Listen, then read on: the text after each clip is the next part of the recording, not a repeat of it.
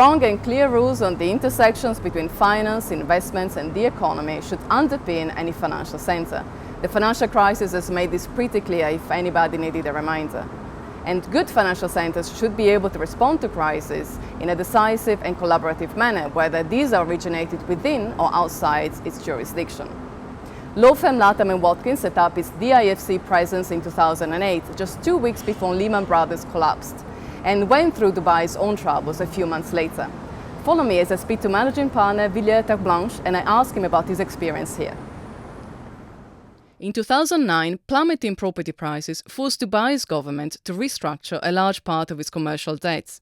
The resolution of such restructuring marked an important moment for the financial centre, says Mr. Terblanche, as he explains how Dubai has proved to be an even better base than he had hoped for. We're a relatively late entrant in the high-end legal service market into Dubai. This is a mature market. We've got competitors that have been here for 30 or 40 years. And when we looked at the universe in 2006 and 2007 and decided to come to Dubai, like everyone else at the time, the world was a positive place. Cash was plentiful and interest rates were low. And yes, 2 weeks after we opened, Lehman collapsed. And that was truly a watershed moment, not just for us, but for everyone. And with hindsight, it was a benefit to us. In many respects, everyone started from scratch again after the global financial crisis. And what people forget sometimes is that Dubai and the Middle East more broadly went into its version of the financial crisis about 8 or 9 months after Lehman. So we had this very interesting 8-9 month period where very good professionals from all over the world were piling into Dubai as a safe haven, only to then find that Dubai itself is going through a very dramatic correction. And so it's the second correction that I think with hindsight really put the DIFC on the map, so to speak. How so? Because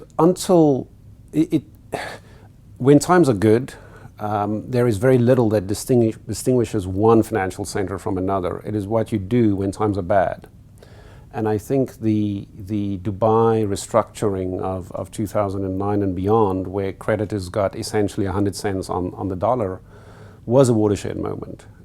Because in many respects, that was ground zero for financial services. And the Dubai government, the DIFC authorities have been phenomenal. And ultimately, it is the private sector creditors and the bond markets and the regulatory ecosystem around the DIFC that got tested probably on a scale where if you had to model it, you would not be able to come up with a tsunami along the lines of Dubai 2009.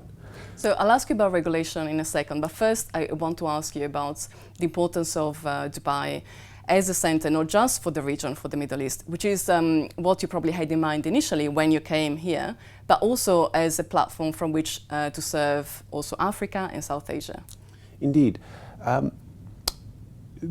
When we decided to open here, we were focused predominantly on the domestic market of the UAE and the immediately surrounding neighbors, Saudi Arabia, Kuwait, Qatar, and so on. But very quickly we realized that the promotional materials by the airlines in the region where they say we cover 2/3 of the world within the 6 hours of flying time, that's correct, and it means something.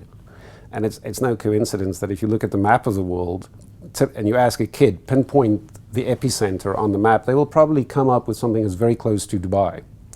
And the rulers of Dubai figured out a long time ago that with oil running out, its biggest competitive advantage is its position on the map. And they put in place a phenomenal logistical and infrastructure system around that.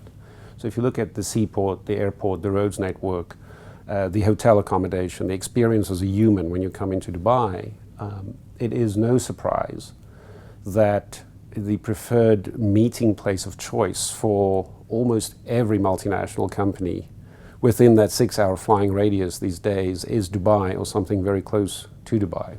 The other side of it is that because of the 20 or 30 years of consistent rulemaking and relative stability, the success that the DIFC has created is beginning to grow on itself.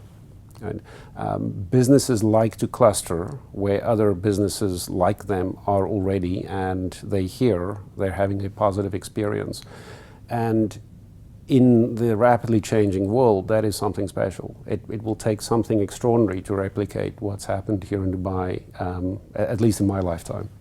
So you're a lawyer, you mentioned rulemaking and regulation. I'm sure you're one of the people here very much appreciating the importance of a solid, predictable regulatory framework. The DIFC definitely prides itself on having created a specific and independent regulatory framework for the financial sector. How do you rate it? Where Dubai, I think, has been especially good is in the way they follow their own rules. If you do a benchmarking exercise and you compare the DIFC to a number of other special economic zones around the world, on paper the difference will not be that stark. What distinguishes one from the other is how they apply it, and how they apply it when the market goes down. I think the 2009 financial crisis is a good example. I think the light touch but firm manner in which the DIFC tackled money laundering before its time, the way it's tackling data protection and privacy at the moment, and the way it is constantly asking itself what gaps do we have that we need to fill, or where we can do better. And then on the other hand of that equation, I think the DIFC asks itself, would the benefits of any new rule outweigh the burden and the downside of creating uncertainty on account of being new? And that's a very difficult balance, but I think Dubai can pride itself in doing this pretty well for the last 20 or 25 years now. Oh, that's great. Thank you very much for your comments. Thank you.